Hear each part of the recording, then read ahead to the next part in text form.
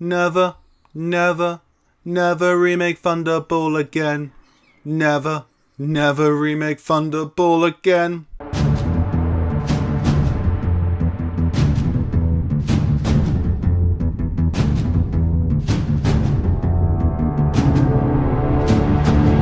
Greetings everybody and welcome back to some Bond Geek Talks About with me, your host, the name's Stevens. Henry Stevens. Everybody, how do you do? Hope you're all well. Hope you're enjoying a good Bond film, a good Bond book, a good Bond video game, a good James Bond, whatever makes you part of this glorious fandom, everybody. Welcome to the show. Welcome to the Some Bond Geek Talks About community. Right, everybody, we're going to be talking about, and I hope it is potentially the very last unofficial James Bond film, which is Never Say Never Again, the return of Sean Connery in the role, the beginning of the Battle of Bonds, Never Say Never Again versus Octopussy. Oh, it's picking up. This is the battle. Who is the superior Bond? It doesn't matter. But everybody, we're going to give my review of Never Say Never Again today, everybody. But before we get into that, everybody, a couple of things. Number one, please indulge me again as I do my little bit of house cleaning. Can I ask, if you like this video, don't forget to leave a like and your comments and feelings about the film down below, because I do really try and interact with you guys and have conversations with new people and talk about these films. That's why the reasons I do this show, because I really enjoy it. And also, if you really like it and even more, don't forget to check out any of the previous videos on the channel. Don't forget to also click the subscribe button as well. Get notifications with the notification bell down below, so you future types of videos. And as always, everybody, just a massive thank you from me to you for being here. Really appreciate everybody. So, we're still going to do the normal routine of the Some Bond Geek Talks About reviews, which is my quick initial thought, my personal connection to the series, the bad and good points, and then an overall conclusion in more detail. But what I'm going to do today, for those of you who might not know it, I'm going to go into a bit of detail about the actual history of why this film got made. Won't be too long, but it just needs to be said here as well. So, everybody, let's get started. Never Say Never Again. Let's talk about my initial thoughts on it. Never Say Never Again proves the point, the reason that it's, you know, you can't just survive on the fact that you got Sean Connery as James Bond, because everything about this film, Thunderball does just superior in every single way. I have to say that. There's some points I like in it, but Thunderball is a superior film in every single practical way for so many reasons. Right, everybody, let's discuss the history of Never Say Never Again, because it is big. Basically, if you haven't seen my Thunderball review, let me explain. Basically, Ian Fleming partnered up with Kevin McClory and Jack Whittingham to write a James Bond movie, an underwater adventure, in the end of the 1950s, which then eventually, a lot of ideas were flown about, a lot of drinking. Next morning, no one really knew whose idea it was. You know, for instance, you know, Kevin McClory always felt that he was the one who created the idea of Spectre. They parted ways. Fleming, as much as I respect the man, stupidly took the story, gave himself all the credit, and released the novel Thunderball, which led to a lot of lawsuits by Jack Whittingham and Kevin McClory. That ended with the assumption that Ian Fleming owned the book rights, but Kevin McClory owned the film rights, and Jack Whittingham needed a mention, like, you know, ideas created by him as well. The Bond producers partnered up with Kevin McClory to make Thunderball. For those who don't know, Kevin McClory actually produced Thunderball, not Albert R. Broccoli and Harry Saltzman. They were the executive producers. But the deal was that he was not allowed to do a remake of Thunderball for at least 10 years. And obviously, once time has passed, that he has his full rights to remake a film, and he goes about. I mean, they try to stop it, but they can't. The writing's on the wall. Kevin McClory has the option, and he has the right to remake Thunderball, and so he does. He originally starts off trying to get Sean Connery to write it, I think full knowing he might hopefully act in the role, which they did. Sean Connery did a lot of behind-the-scenes work on this, trying to get actors, help with the script. He wanted real control over this, which he got. And eventually from this came Never Say Never Again, and was going head-to-head with the film Octopussy, which we'll review later down the line. Let's talk about my personal connection. Now, I watched this film, I think first time I saw it was on TV. It was like on the 007 Heaven Carlton, you know, when Carlton was showing the films. And I remember I saw it, and I asked my mum, what Bond film is this? And she said, oh, it's that remake of Thunderball. So, right from the beginning, I knew this was a remake of Thunderball.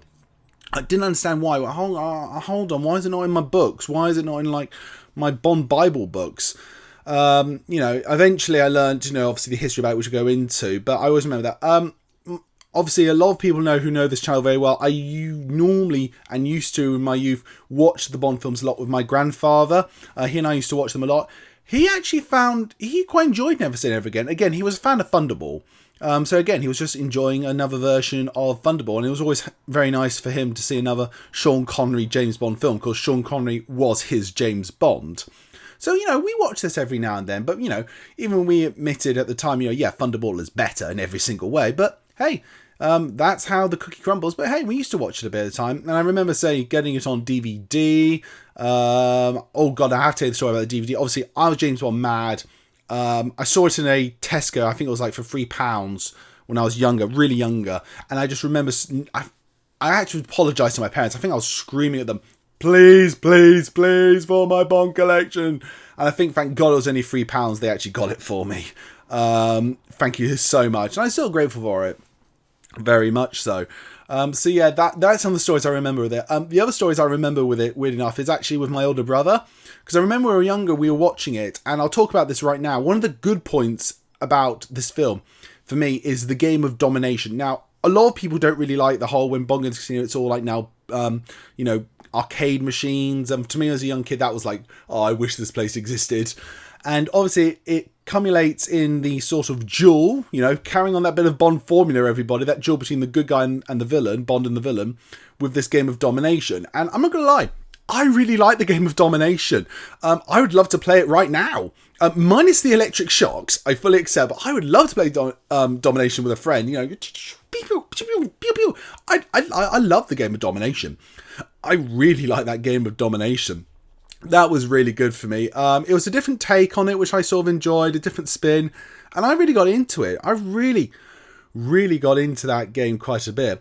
Since we're talking about all the good points, let me discuss some other, good points about the film. The locations in this film are, for the most part, interesting. South of France is very nice, and the Bahamas, they're all nice, great locations that look really nice, and they still feel like they're in a Bond film. But the thing is, and this is going to come up a lot in this review, everybody, so be warned, it's lacking something. It's like it's more dirty than what a Bond film should be. It just doesn't have that same sort of mise-en-scène. It doesn't have that sort of brightness, that excitement, these occasions. It just feels something's missing. It's not quite got the same vibe and feeling. That really, I have to say, really affects a lot in Never Say Never Again. It just, something's missing. It's not quite right. It's like it's working on a different tangent to what it should be. But like I say, the game of domination and the locations are very, very nice. I'll go into characters a bit later at the end as well, everybody. But, outside of that, outside of those two things, honestly, there's not really much about this I like. Outside of just, I think it should be fair to mention again, look, I love the plot of Thunderball, Spectre stealing nuclear weapons, which I do enjoy, and then holding the world ransom, Bond having to go track them down. I still think it's a great plot. It's done really well here, again. And so, yeah, that's a plus side. So there are some positives, everybody, to Never Say Never Again. There really is. Again, I'll talk about a lot of the positives are actually, I feel, in the characters, for the most part. But outside of those things, everybody, everything in this film, it is intentionally, because it has to be a copy of Thunderball, but Thunderball did it superior in every single way. The pre-title sequence is not very good at all, and it's got that awful song over it. Just not really good. Obviously, with the lack of Gunbarell opening this film, you already feel like you're just sort of leaning to one side. Oh, and this is different. This is not right. I'm not getting excited as much as I should. But that awful title sequence, that awful, Bond infiltrating, it just, nothing about it really works. The health clinic, it's not as exciting. The action sequence there is awful. You know what? The action sequences in this film aren't really that good at all. They're very slow. They're very, not very, get the blood pumping. They're not really sort of get the action. I'm not getting revved up by them. And don't say it's because of Sean Connery's age, because Roger Moore, certainly for his Only View to a Kill, Octopussy, he's getting on, but his action sequences, in part, do start getting the blood flowing, going, yeah, it's going. These action sequences are just not getting me excited when I see them. Motorcycle chase isn't that great. The finale is terrible in this film. The whole big climax battle sequence is awful. I mean, it gives you perspective, actually, even though you might disagree how Lewis Gilbert's Bond films always ended with big battle scenes, he did it with style. He got the blood pumping and the excitement rolling. And this film, the action sequences, the big action battle sequence at the end, not good at all, everybody. Just not that good. What else is just no go about this film? I've talked about how the music is bad, the action is just grey. That's really, some of the major bad points I have with this film. But as I say, let's talk about characters right now, because I feel that is important. We've got to talk about Sean Connery coming back. Obviously, he said that he would never come back, and he has come back. And to me, I'm actually over the moon that he came back, because I think this is one of his best performances as James Bond. I don't know what it is. I certainly said to you, you only live twice, and diamonds are forever. He's going through the motions. He's still getting great performance, but it doesn't have that spark. He's not like interested anymore. I don't know what it is. Maybe because he had such a great behind the scenes effect on this film. He's really getting into this film, and he's really giving it his all, and that charm and that great performance he can really do. And I love seeing it. This film would have been even worse. Thank God it had Sean Connery playing James Bond. Because he's just really, it's Sean Connery on top form. And do you know what? I'll even say this. I think he looks better in this film than he did actually in Diamonds Are Forever. I know he's a lot older now. Maybe because I'm used to seeing now older Roger Moore. But I think he looks actually really good in this film. I mean, if he kept on playing the role up to this point, in the official series, and, they made him look the way he does, I'd still believe it. I really would, if he's still looking this good. So I give full credit to Sean Connery here. This is one of his best Bond performances. You got the main, the leading lady. You got Kate Basinger now as Domino Petacci, which is, I don't know what it is, everybody, but I don't like Kim Basinger as an actress. I never have. She's a terrific actress. It's just not, whenever I see her on screen, it's like, I'm just not enjoying you as an actress on here. It's just a personal opinion. A lot of people disagree with me. A lot of people think she's amazing, like in Batman, and I can't deny that. She is amazing. Just doesn't work for me. And I feel her character is very... Is there a character arc for her? No, I don't think so. Not really that interesting. But the other leading lady, Fatima Bush, played by Barbara Carrera, just wow. Without a doubt, I think one of the utter highlights of the movie. She is just terrific from her over-eccentricness, and I know Irving Kershner, so when she saw what she was doing, just allowed her to extend it and go even bigger and give her more screen time, because she was so good. Barbara Carrera's Fatima Bush is so fantastic in this movie. I love it. I'm so pissed off when Bond kills her about 3/4 of the way through. It's like, no, we're going to have no more Fatima. She is just... The film comes alive when she's on. Absolutely. Very much so. And before I get into Klaus Marie Branda as Largo, I want to give a real shout out to Max von Sydow as Blofeld. Terrific. Love him. I'm going to deny, I love him. Just in the beginning, he moves, in matters of death, Spectre is strictly impartial. And now to the future, Spectre's most audacious and plan of any. It's like, oh, brilliant. Like in the end, he goes, when you are back, we will drink a toast. Nothing will stop us now. I love Max von Sydow as Blofeld. They should have got him when he was younger in the official series, as a maybe potential replacement of Charles Gray. Snydow's fantastic as Spectre. Really, really enjoys, I think, the part, and you can see it on screen. I love Max von Sydow as Blofeld. It's a shame we didn't get to see more of him. Again, let's talk about Q and M in here right now. I'm not going to bother with Moneypenny because she literally has like a couple of scenes. I think she has less than 10 seconds screen time, and it's just awful. But Edward Fox's M, I don't know what obviously this is meant to be a new M, not really came with the Double-O's, just annoying because all he does is just shout and just act like a total idiot. The M I know is a very intelligent, capable guy, and this one is just awful. I think the character's written dreadfully, and Edward Fox is just annoying. It's like, get him off the screen whenever he's on. Absolutely, hands down to believing that. Also, when it comes to Q, this time, obviously he's not Q, it's Algernon. He's alright, he's quite a bit of fun, a bit of a very different take on Q. I'd never think Desmond Llewellyn would say, I hope we're having a lot of sex and violence on this mission, Bond. But his Q Lab sequence, again, it's just the Thunderball is superior in every way. It's not very interesting. It looks like very low budget version. That's it, everybody. Never say never again. There's a low budget very down, not very gritty, not very nice version of Thunderball. But let's go on to Klaus Maria Brand, obviously, as Emil Lager, the main villain. I'm 50-50 on him, guys, if I'm absolutely honest. And some points I sort of like him, and then at times I feel he's a bit, ugh, and then I feel he's very just...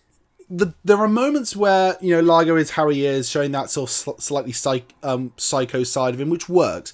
But when you get to the end bit, you need him to be the real proper sort of crescendo ultimate bad guy. It just doesn't work, and I don't like it.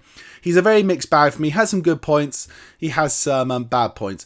The actor they got for Felix Leiter here, forgive me for getting the name, terrific. Obviously, you could say a bit of a precursor to Jeffrey Wright getting the role. Terrific Felix Leiter. This film has done more credit to Felix Leiter than any of the official films have up to this point, in my opinion. So that's something to the film's credit as well, I have to say. So overall, just everybody just talking about Never Say Never Again. It's just...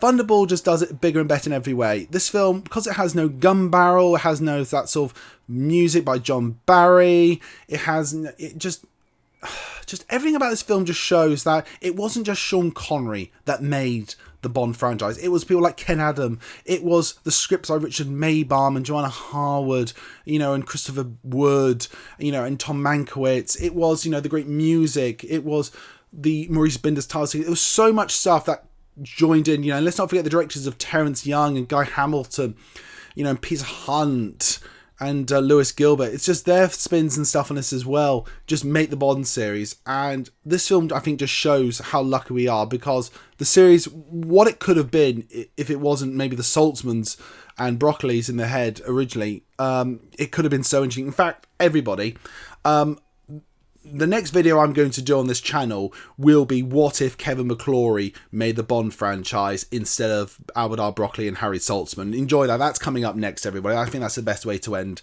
this review. Never Say Never Again. It's an alright film. I enjoy it. There's good points, as I said. There's bad points.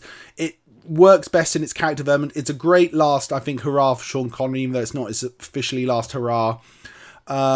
I haven't even mentioned, I think, Rowan Atkinson, really, because that's just a bit of a precursor to Johnny English that I really do enjoy, and I love Rowan Atkinson. But, you know what? Never Say Never Again. Overall, I'll put it this way. If you are a Bond fan and you want to watch more Bond films, watch this film. Otherwise, I'd give it a miss, if I'm absolutely honest.